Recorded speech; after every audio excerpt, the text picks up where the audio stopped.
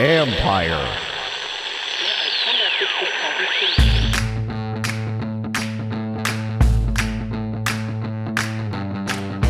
Hello and welcome to my podcast. Do me a favor, subscribe to the John Keim Report, wherever you get your podcast. You're watching on YouTube. God bless you, man. Hit that like button, hit that subscribe button. You can find us there as part of Empire Media. That's AMPIRE. Always much appreciated when you tune in. And don't forget, you can always read my work on ESPN.com.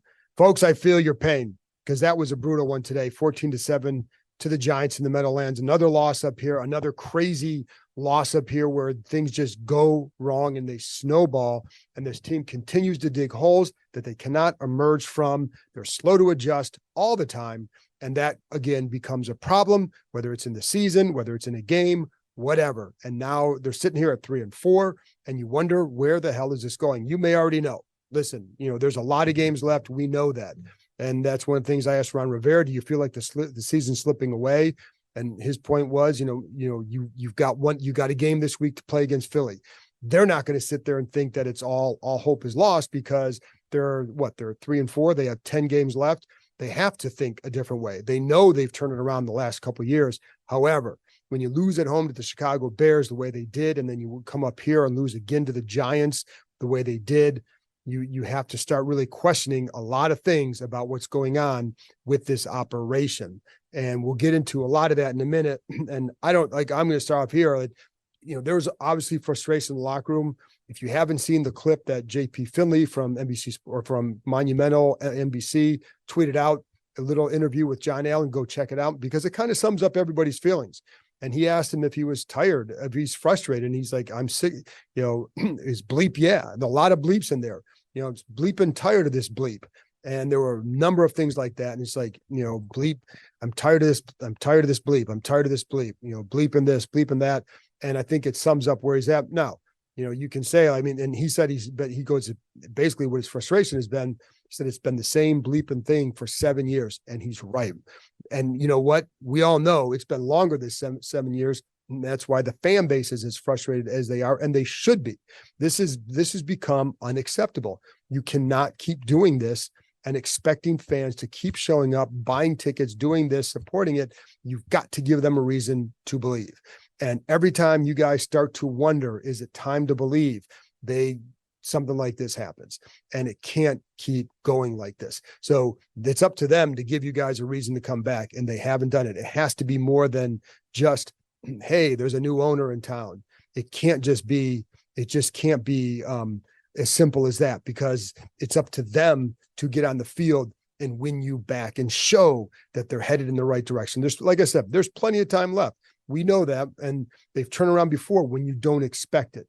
And you have a game coming up against Philly. You would not expect that. Is this a game where they turn it around? I don't know. What I do know is they have to play a hell of a lot better and play and coach a lot better than they have to this point this year.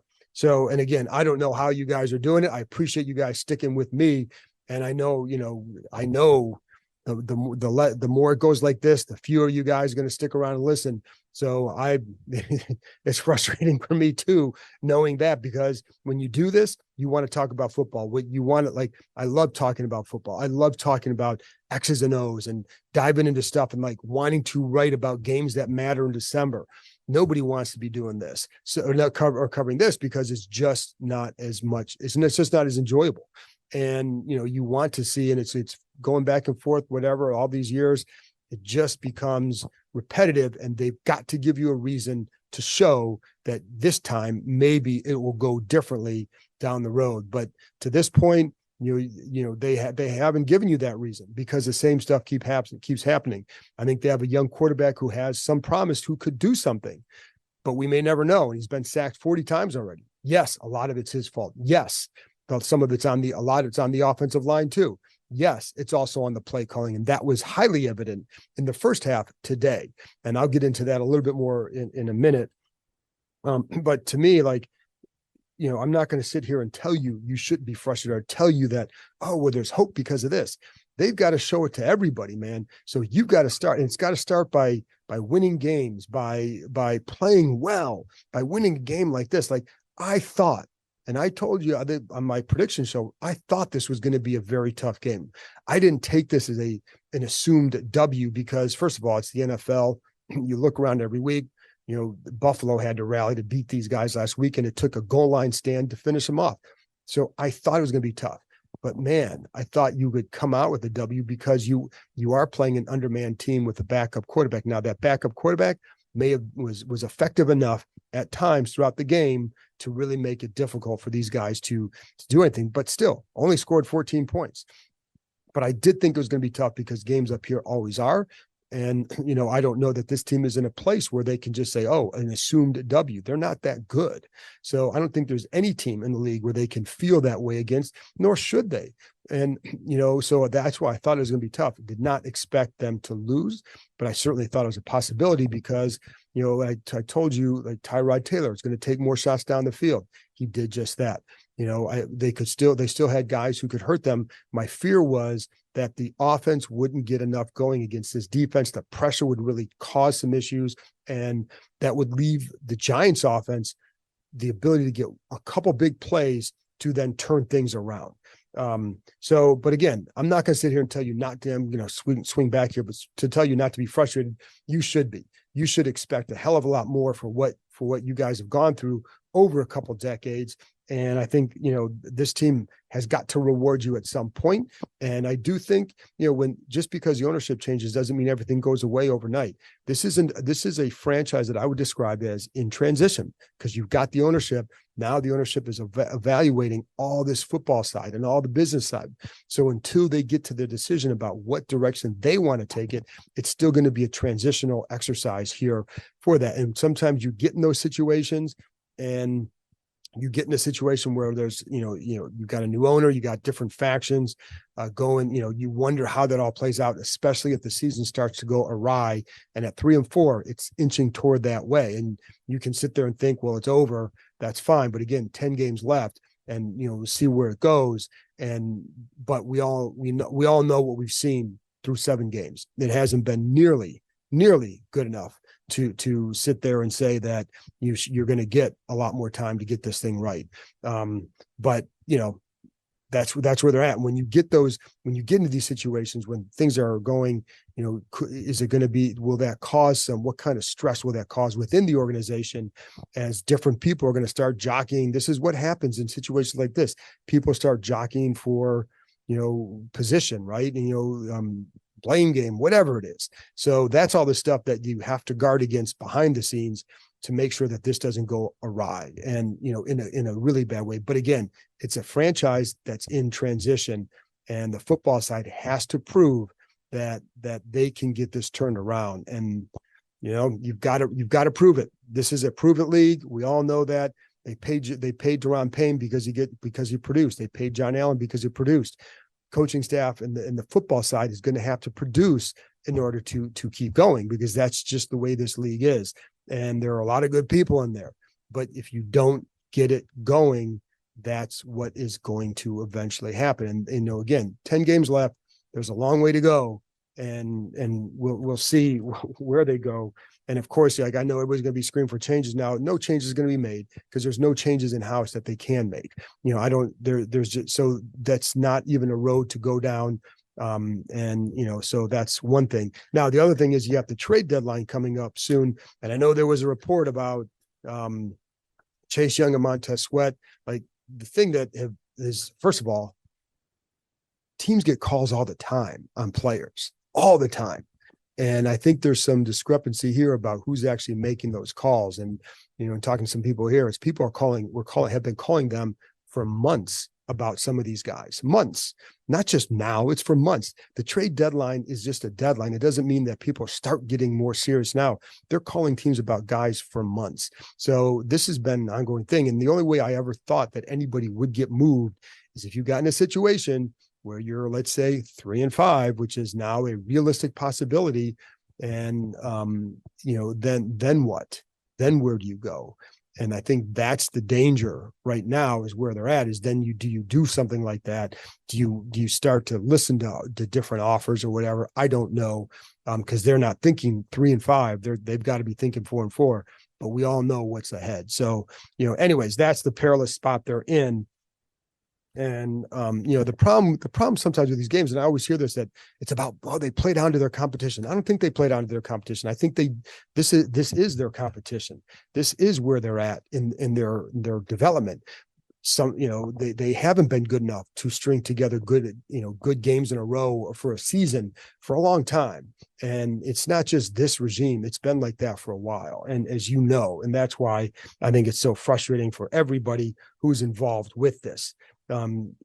Today, that first half was as bad. I mean, listen, I'd say the Chicago first half was as bad as any I can remember. That game was as bad as any I can remember. This first half was abysmal. And, listen, it wasn't the defense gave up a couple touchdowns. That's all they gave up. But they gave up, I think it was about 256 yards in the first half, only 100 in the second half. But 256 in the first half to this team is unacceptable. And I know like Tyrod Taylor can do this and this. They had 5 guys on their offensive line who were not the starters a couple of weeks ago. No, I don't think anybody was starting at their original spot. I think they had one starter on there who was moved to a different position. And, Tyrod Taylor was under some duress, was sacked 4 times, but Saquon Barkley averaged 3.7 yards per carry. That's good against this front. And it's not like he had one really long run. It was as long as it was 12 yards. So there was a consistency there that they needed and they got. And that's something that, I was a little bit surprised at how well they ran. It wasn't a great game on the ground for them, but it was an effective game on the ground for them. And that's all they needed. Now, not having Barton in there, certainly, you could, however that impacted them. I think it probably hurt a little bit more in the pass game with Mayo in coverage. That's not his strength. We know that. But it was not acceptable in the first half anyways. For example, the Giants entered the game with 14 pass plays of 20 yards or more this season. They had 7 in this game, 7 plays of 20 yards or more. How does that happen? That's just too many. They let Tyrod Taylor throw for 279 yards in this game. Now, again, it's funny because I talked to someone before the game. They were more worried about facing Tyrod Taylor than if they had faced Daniel Jones because of his ability to make plays. And he did extend some plays. He did get outside the pocket and hurt them at times. And that's like Daniel Jones obviously can do that, but they felt like Taylor was maybe a little bit more elusive when he would get out there and looked for bigger plays down the field.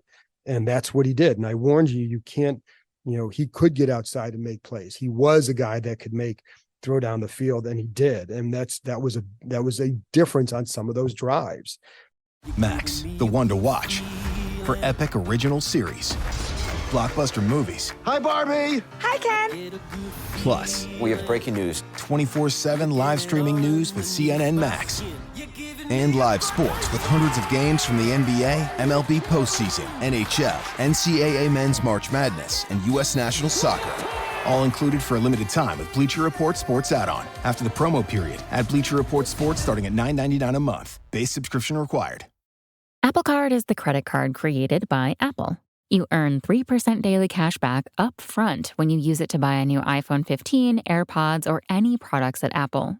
And you can automatically grow your daily cash at 4.15% annual percentage yield when you open a high-yield savings account. Apply for Apple Card in the Wallet app on iPhone. Apple Card subject to credit approval. Savings is available to Apple Card owners subject to eligibility. Savings accounts by Goldman Sachs Bank USA, member FDIC. Terms apply. So one of the things that you noticed early on, this is where some of the frustration is for look at the offensive players for Washington. Look at that second drive of the game for the Giants. The Commanders were playing some pressure. They know that if they just drop Taylor back on some 5-step drops in play action, all that it could be trouble. So they weren't really doing that. So on the second drive, they just threw a deep fade to Jalen Hyatt, 33-yard gain. Now they end up missing a field goal on that drive, but it was a third down play and a big crucial play. But it's a 1-2 drop and just go. That's how you beat pressure. That's how you help your line. And that's something that Washington was not doing in the first half. And that's, That's adjusting. That's coaching. And that's what they did. And they did that consistently in the first half. There were times where you'd look and say, yeah, the line's got to get more pressure here. Yeah, they got to do this better here. But there were more, I'm going to guess more, and I'd have to go back and watch the game again, more 6-7 man protections for the Giants in that first half to help just take a step and throw it down the field. You got coverage up. That's what you do.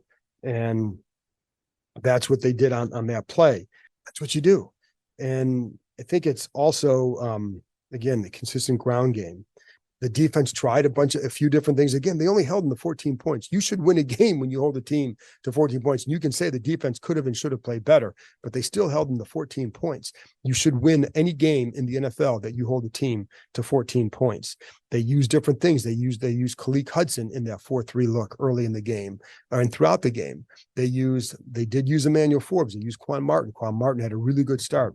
They lost Barton, and again, I don't know any update on Barton other than he had an ankle injury and his left foot was in a boot in the locker room after the game. So don't have an updated status on him, and we'll get that on Monday or Wednesday, whenever that is.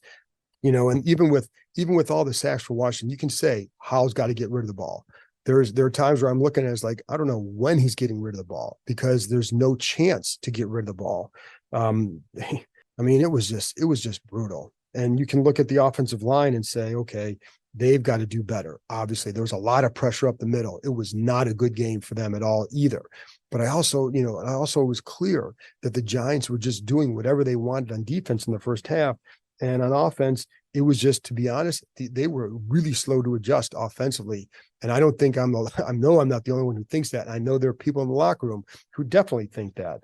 And there were too many times in the first half where it felt like, and this is something I'm going to go back and look for, a 5-step drop off play action. And Howell would turn around and hit that plant step, and now he's under duress and has to get out of there. It wasn't like he was just sitting there holding. Oh, now I'm just going to duck and take a sack.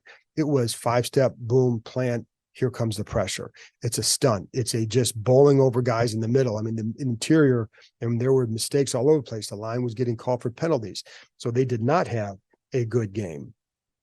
But when you look at what the Giants, how they adjusted with their line and what Washington took a while to do with its line, not until the second half, you realize that was a big difference in the game. Listen to what Terry McLaurin, what he said after the game. For this week, so you got to give them credit for their aggressiveness. Second half, I felt like we came out a lot better. When you get those opportunities, when teams are blitzing like that, at least one-on-one opportunities, I felt like we got to that late. So hopefully going forward, we can just get to it a little earlier and give us a chance to make plays down the field. But at the end of the day, we still have opportunities. Receiver-wise, we just got to continue to be better, separating against man, making contested catches, and helping Sam out, whether that's signals or just a little things throughout the game or throughout a certain look that could really give him comfortability that he can really drive the ball. So, that one sucked for sure. I think that's the strength of my game.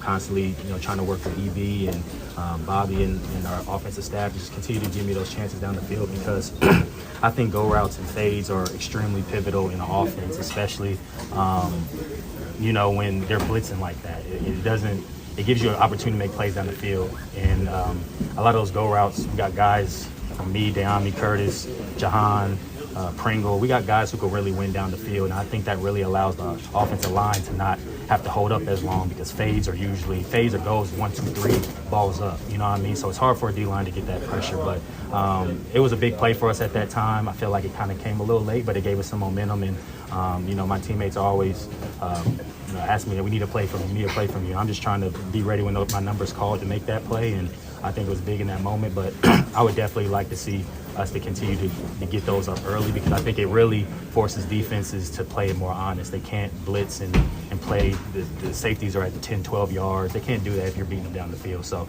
I think we saw that. That's the reason in the second half they started softening up a little bit because we were getting behind them. So I'm going to continue to work on my route running, my releases to give the quarterback a chance to make those plays. And in those situations, I got to come down with it, which I want to continue to do. Is it fun for you when you don't get involved until the third quarter? It definitely is. But I know it's not just about myself. But at the same time, I know what I bring to the table. comfortable. My teammates trust me. Like I said, they're always looking to me, when things are going on, like you need to play, we trust you to get our offense going. And I feel that for myself. I prepare for that moment. I feel that's why I'm here.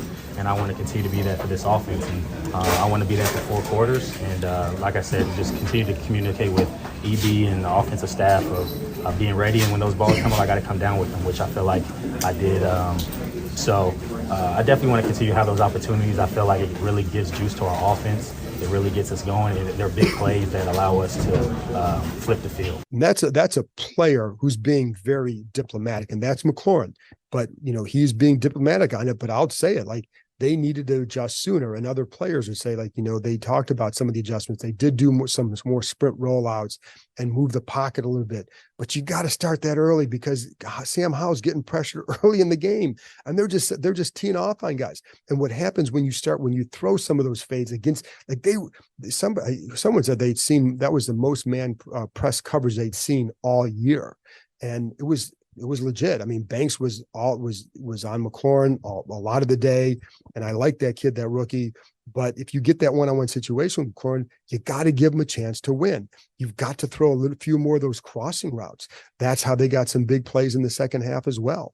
And those are things that they weren't doing in the first half. And that it was like they had this game plan for what they thought they were going to be, and it's not how it turned out to be. And I think, part of it, I wonder, this is something we talked about in the offseason throughout the summer. Where is Eric Bieniemy as a play caller? And this game is not just on him. I mean, I think the offensive adjustments, well, of course that's him, but listen, the defense has had its own issues. The defense has underachieved all year or a lot of the year. And again, 14 points, you should win, but that's a team that, I mean, look what they were missing. And not just the quarterback. I mean, Daniel Jones is just whatever, right? But there's so much on that offensive front, and they're still able to run the ball. So there are issues there on defense. We know that. So I'm not absolving that. But with Bieniemy, the reason I bring him up, because he's the young play caller. I know he did some of it in KC. He hasn't been as responsible as he has been for this. When you have Andy Reid, you're going to make an adjustment and you're going to listen to what Andy Reid says. So in this case now, everything is on him. And so that's the thing, that where does he get to from here on out? How does he adjust to things knowing that? And, what kind of input does he get? Does he listen? Does he listen to players? Does he listen, what is going on there? So I think that's going to be something to watch as we get to the second half, is how does he do? Because again, he is a young play caller. I remember Sean McVay going through stuff when he was a play caller. It takes some time. So, but that's where they're at with it, but they're going to have to adjust very soon, because if not, the season will absolutely slip away, and they're going to be in danger of that happening real soon if they don't start getting it turned around pretty darn fast. And then it's like, then guys need to hold up. I mean, sometimes he's going to call a play and the offensive line's not holding up, or Howell might miss a pass. The interception, that's on Howell. That play is there. The play is there. He doesn't make the throw. And I think Howell wondered after the game if the ball was tipped. It didn't look like he had a chance to follow through, and maybe that affected it because the Dotson is open. On the last play of the game, on the last play they had, Dotson's open there too. Now Dotson felt horrible after the game. He lingered on the sideline by himself, just kind of kneeled down on the sidelines, and clearly it bothered him. The pass was behind and high. It's a tough one, but Dotson said, and Howell said, I've got to give him a better throw. And Dotson said, that's a ball I catch 9 times out of 10. So, that's where they're at. And, they have a field goal blocked. That's where they're at. And that's why I think for you guys, it's got to be quadruply frustrating to sit there and just keep hoping for something better and not getting it. And you deserve it. So, but you got 10 games left. So something's got to change, because otherwise then because if it doesn't change, there will be a lot of changes. And the worst thing for Josh Harris, and one thing that he's got to see, is more success at home. And that starts next week against Philly. You can't be a owner. He's from this community. So is Mitchell Rales. So is Mark Ein. They're going to hear it from people in this community if this team just keeps losing at home. And so there's a lot going on right now, and there's a lot that needs to change for this to change. And can they do it? Can they do it? I don't know. Again, they've done it in the past. we'll see, because they have guys here. I like Sam Howell. I like Chris Rodriguez. I think he does a nice job running the way they need him to run.